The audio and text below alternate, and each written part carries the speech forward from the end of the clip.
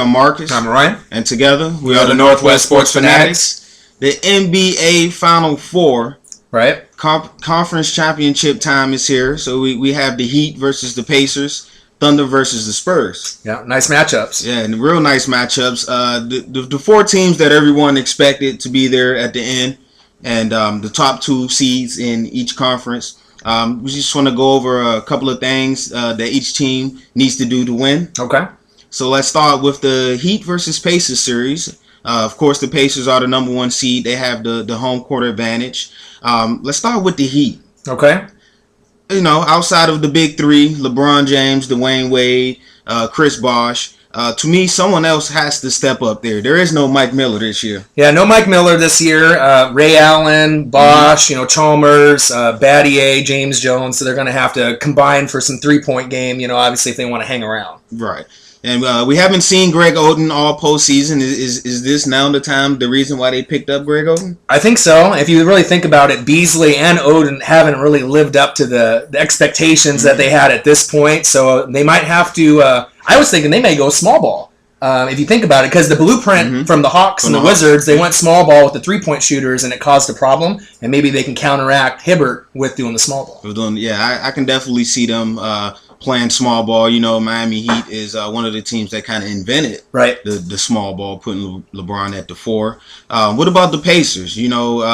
Paul George, he's going to do his thing. David West, he's going to fight and scrap, get you some double-doubles. But my big key here is, of course, Roy Hibbert. Right. Which Roy Hibbert are we going to get? Are we going to get the 0.0 rebounds? Right. Or are we going to get the Roy Hibbert who last year against the same exact team averaged 22 points and 11 rebounds last season in that conference series? Yeah, we'll have to wait and see. They had the best home record this year, 35-6, but in the playoffs, 3-4. So not very good at home. Obviously, like you mentioned, 22 points, 11 rebounds last year. He's not on that level, but when players come into the hole when Hibbert's in the game, they're only shooting 34% when he's nearby. So that tells me that they're going to have to make adjustments, maybe like small ball, if they want to be able to win. And I think also winning the first 2 games at home is essential if they want to go to 7 games and win the series. Because if they lose the first 2 or 1 out of 2, I think their chances are pretty slim. Yeah, real trouble. Also, I want to see how much Lance Stevenson has progressed. Yeah, he's kind of the X factor here. They know as Lance Steven goes, so does the Indiana Pacers. Right.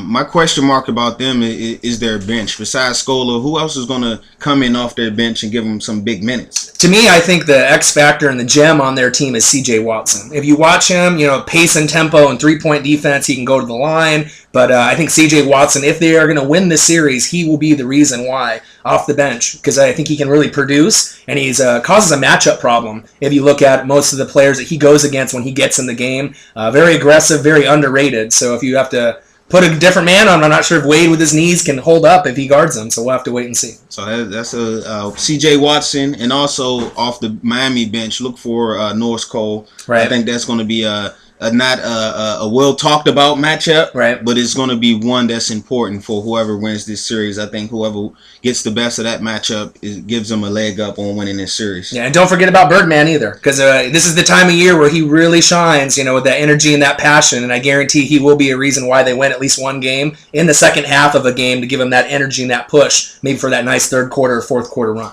So what do you think?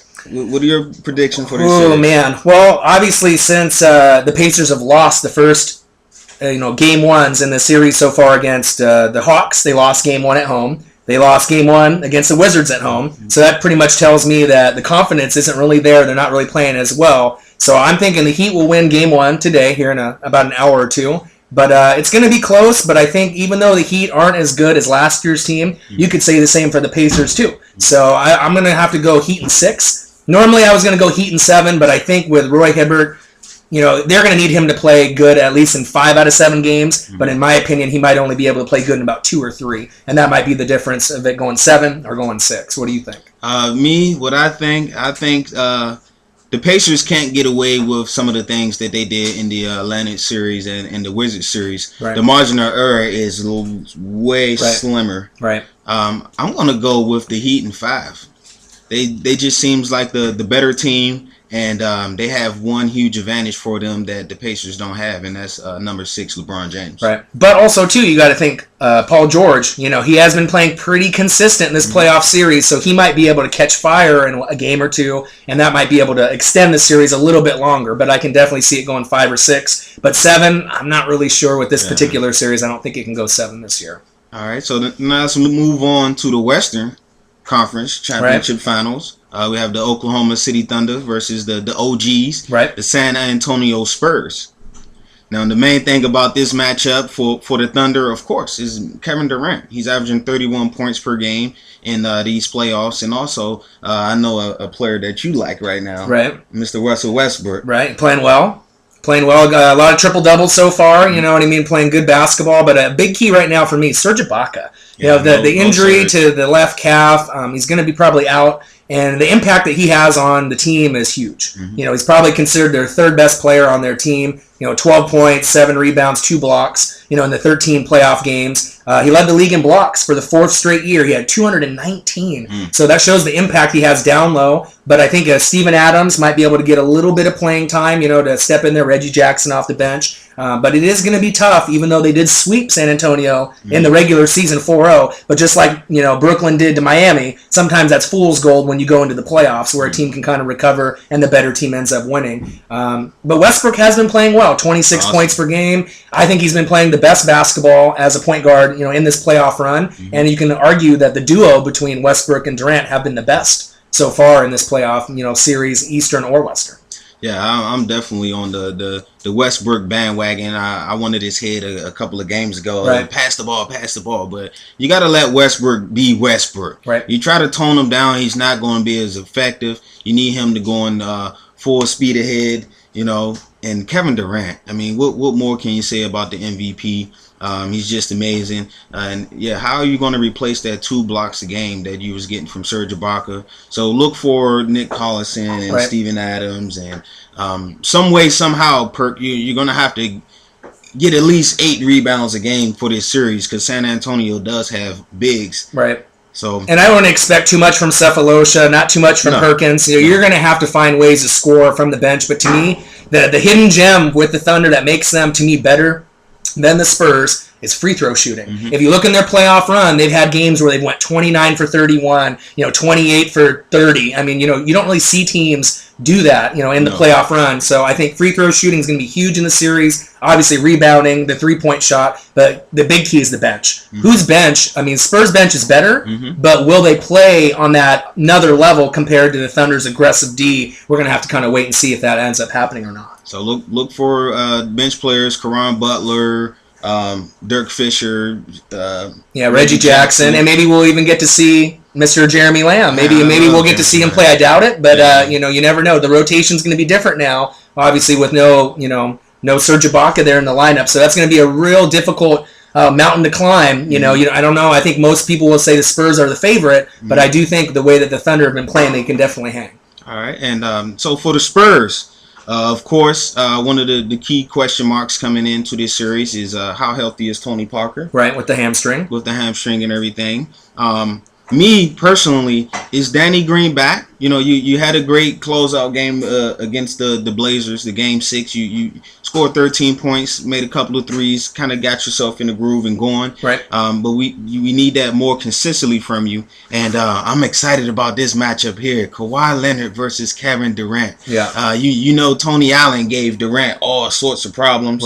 The Clippers really didn't have a Tony Allen. They had multiple bodies that they tried to put on him.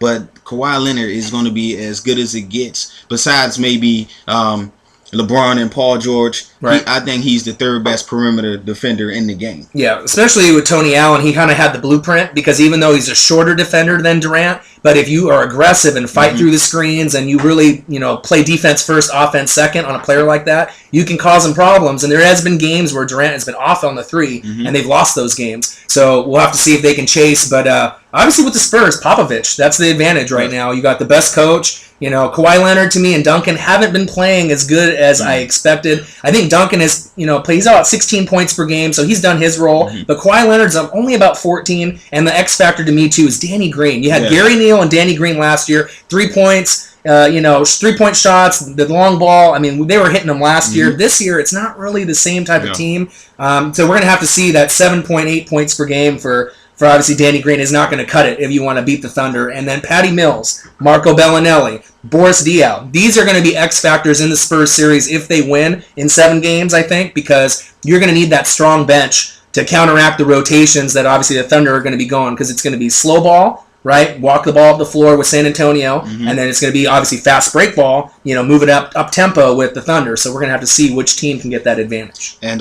just like as I pointed out in the last series, the C.J. Watson versus the Norris Cole matchup, keep an eye on this ugly matchup: Nick Collison versus Boris Diaw. Yeah, and I guarantee there's going to be some technicals. There's going to be a little bit of elbows thrown, and it'll get pretty nasty out there. But we're going to have to see. Yeah, it should be a great series. What are your predictions? Wow. Well, this one I think can go 7, because I think both of these teams, even with the Serge Ibaka injury, are deep. But I think that if Kevin Durant and Russell Westbrook can play like they've been playing for at least 3 games in the series, I think they can stretch it to 7. And I'm going to go Thunder in 7. I rode them before the playoffs. I predicted OKC and Miami before we started, and I still have to go with that, even though I think the Spurs are a veteran team, and I think they can definitely get there. Their bench is better, but I think right now no one's playing better than Westbrook and Durant, and you have to roll with them. Yeah, I ain't mad at you for that. I'm not mad at you. For me, you made a good point with the Thunder and everything, but I'm gonna have to go with the Spurs, man. If you look throughout these playoffs, who's been playing the best basketball? Yeah, Spurs have been playing pretty good. The San Antonio Spurs. I do think the huge missing Serge Ibaka, that's going to be huge for them, especially with the Spurs, who has a lot of bigs that like to crash the boards, offensive rebounds. So I'm gonna go with the Spurs in 7. It could go either way. I mean, we're going to have to wait and see. So if it goes Spurs and then you go Miami, if that's what your finals is, who is your prediction for the finals? We got a rematch. I'm going to Heat, man. Three-peat?